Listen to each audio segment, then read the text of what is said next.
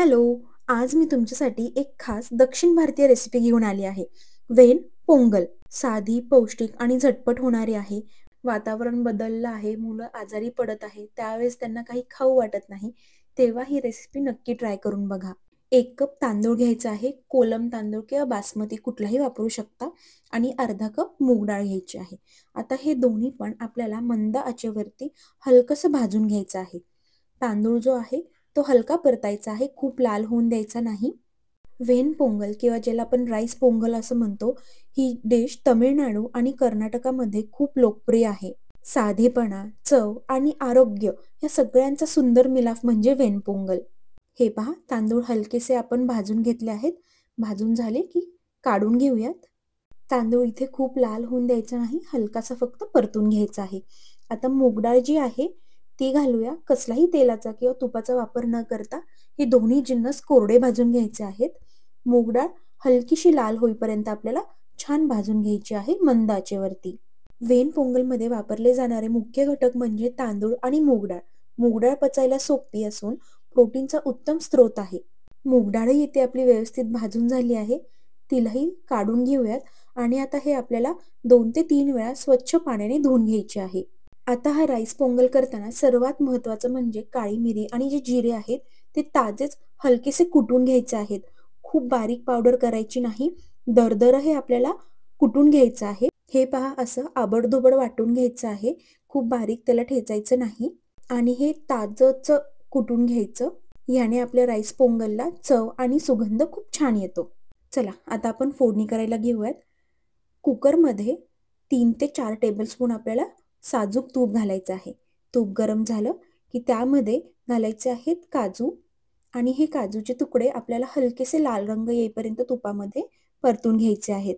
South Indian style भाताचे जे प्रकार आहेत ना, ते मला प्रचंड आवडतात. चला, काजू परतून झाले आहेत. आता आपण जे काळी मिरी आणि जिरं कुटून घेतलं होतं ते घालूयात आणि त्याचसोबत हिंग, कढीपत्ता, हळद आणि अद्रक ह्याचा आपण छान एक तडका देणार आहोत. आता आलं, मिरी, जिरं हे नैसर्गिक औषधी आहेत.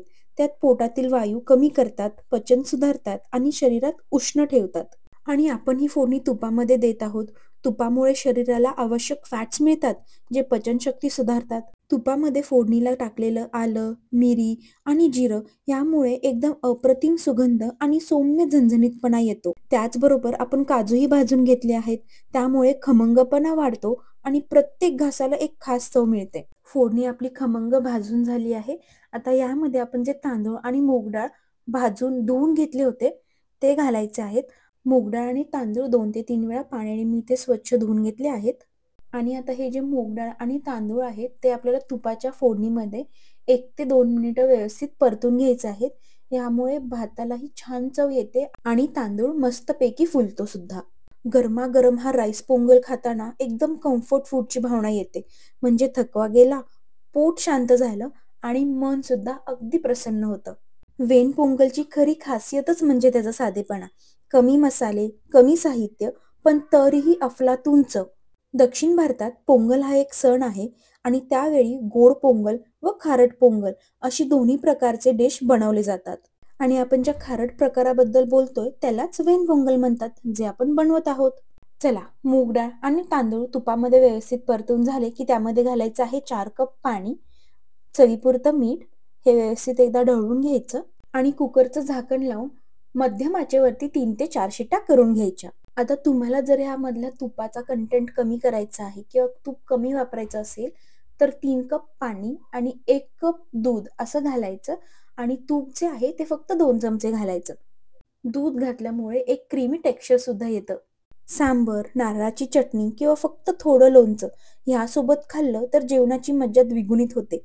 खरं तर ज्यांनी कधीच दक्षिण भारतीय डिशेस ट्राय केल्या नाहीत त्यांच्यासाठी ही सुरुवात करण्यासाठी एकदम योग्य रेसिपी आहे. आहा, गरमागरम भात आणि काय खमंग सुवास सुटलाय. मस्त झाला आहे एकदम भात. आता ह्याला आपण सर्व्ह करूयात. गरमागरम खाण्यातच खरी मज्जा. तर हा झाला आपला वेन पोंगल किंवा राईस पोंगलचा प्रवास. चव, आरोग्य आणि खासियत जर तुम्हाला ही माहिती आवडली असेल आणि रेसिपी आवडली असेल तर व्हिडिओला लाईक करा, तुमच्या मित्रमैत्रिणींसोबत शेअर करा आणि अशा आणखीन रुचकर डिशेससाठी चॅनलला सबस्क्राईब करायला विसरू नका. पुन्हा भेटूया. तोपर्यंत काळजी घ्या आणि बाय.